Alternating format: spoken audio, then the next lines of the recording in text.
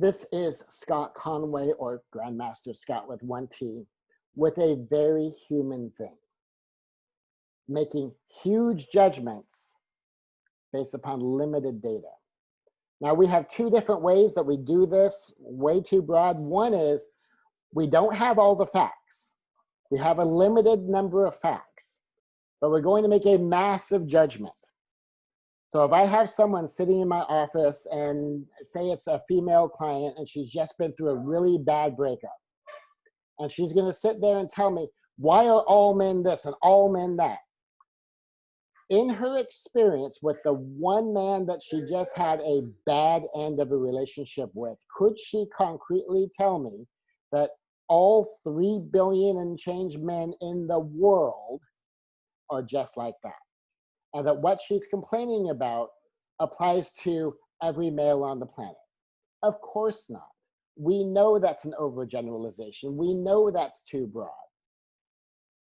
When we do stuff like that, it's a combination of facts, sample size, what we actually know, and the story we tell us about what that means. So when we have the facts, what do the facts mean? Are there other relevant facts that we need to know? So a friend of a friend was complaining about one particular mayor and just how her leadership style was terrible and how she was this horrible human being. The evidence was a 2-minute video. How many of us could have a 2-minute video of us at our worst, of us stressed out at the end of our rope, and that 2-minute video is going to be used to define our entire leadership style, our entire character. It's going to define, in the political sense, who might vote for you. But in the human sense, think about that, we are going to decide if you're going to qualify to be hired for a job, if a client's going to be willing to work with you, if you're going to be allowed to be in business, if you're going to be allowed to do anything based upon a video clip of the worst 2 minutes of your life, the worst 2 minutes even of the last 3 months since this quarantine started. What would that worst 2 minutes look like? Is that how we're going to judge an entire person's character? Is we're going to go find a 2-minute clip? For some of us, we might say absolutely. For others of us, we might say, well, I don't know, it depends. We want more context. We want to know what was going on. We want to know more before we're going to pass negative judgment. And I would like to think that if you were the one being judged, that you would like people to get more information. At least I know I would. And so that was dealing with the mayor situation. And the same thing when we're dealing with the protesters. The vast number of protesters are protesting peacefully, maybe protesting loudly, and in some people's perception, maybe even protesting obnoxiously. But most of the protesters aren't rioting and looting. Most of the protesters are not burning down buildings. They're not vandalizing. They're not being violent. And we need to separate these two groups. And this behavior is a problem. Now, if you advocate for that, and after you've had cool-off time, you still advocate for that, we need to have a different conversation. If you're in favor of the peaceful protesting, but you don't think people should go burning down buildings, people have nothing to do with the situation, we need to have a different conversation. But no, we will have a conversation because I'm curious as to how you arrive at that. I have literally dealt with people who have said that we should just burn it all down. We don't own any of it anyway, we should burn it all down. And one of the questions is like, okay, so do you want to burn down the grocery store that the neighborhood shops at? Do you want to burn down the department store that the neighborhood shops at? Do you want to burn down the jobs in the neighborhood? Is your goal to destroy the jobs and destroy the availability of food in the neighborhood, to make the people have to go 8 miles to find food? Is that the goal? Well, of course not. So, but if you burn down all of the businesses that aren't owned by people from the community, that's what you're doing. And it's like, oh yeah, I guess I didn't think about that. It's like, and certainly if you go further, it's like, do they own their own homes? Do they own the apartment buildings? Do they own the condominiums? Because if those are rentals, and you're saying that the only ones that don't get burned down are the ones owned by the community, people could lose their place to live, as well as the place to get food, as well as the place that they bank, as well as the place that they work. And so these things, like when you think through some of them, even just a couple of steps, the person themselves begins to see, now what if I just argue with them? And they make the statement and I just push back. Well, they go, Oh yeah, good point. Or they're more likely to fight for their point. They're more likely to fight for their point. By engaging in conversation, by asking people questions, by giving people some perspective, we call it being a light, not a judge, and finding out what's going on, you can end up with a lot more allies than you think. And you can end up with a lot less fighting than you might expect. And that a stunning percentage of people probably agree with you on a lot more than you might expect if instead of taking the top level labels and battling it out, if instead you engage in conversations like, well, how do you mean that? And how do you mean that? How do you know that label applies? How can you tell this? Is this relevant to that? Is that relevant to this?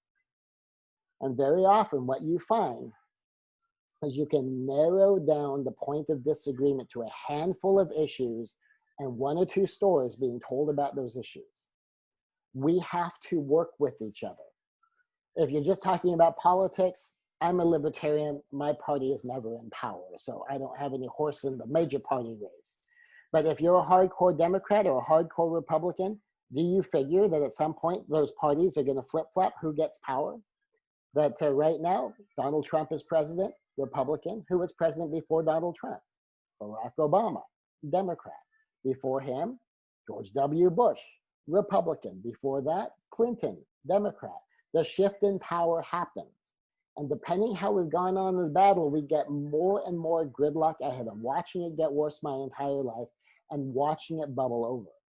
And we are getting some of these huge, broad generalizations. And that's how you get racism. That's how you get sexism, is people take some story they tell about some experience of dealing with a particular race or a particular religion or a particular sex or a particular this or a particular that, and they tell themselves this big story, and then they run with it as though they know without a doubt that this matches the totality of reality.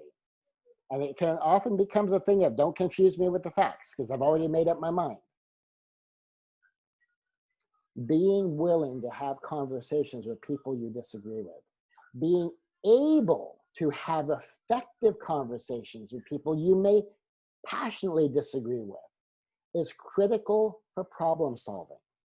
And any of us that want to have jobs, chances are somewhere in our chain of command or among our peers, there's going to be disagreement on something.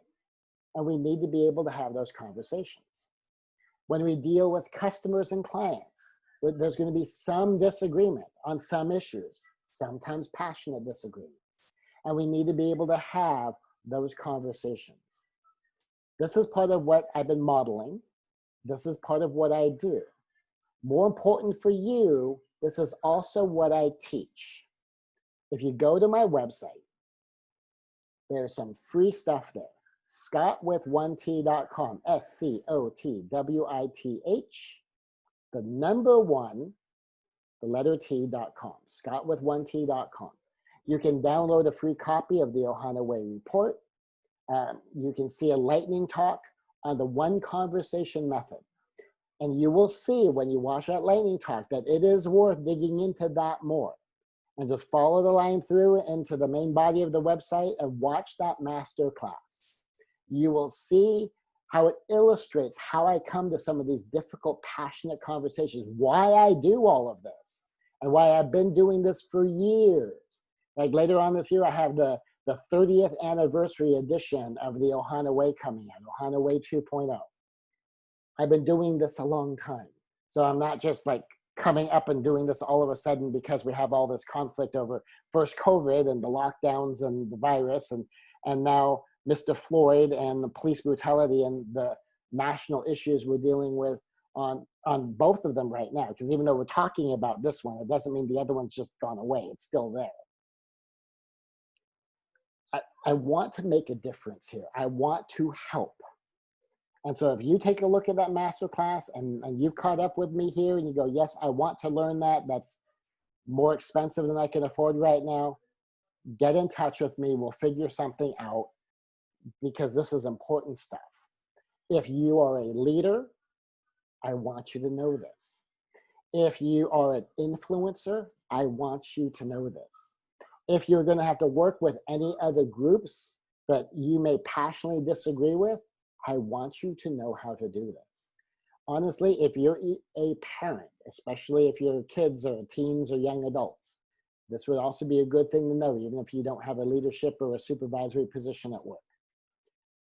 Go take a look at it. You tell me if you think it will be helpful.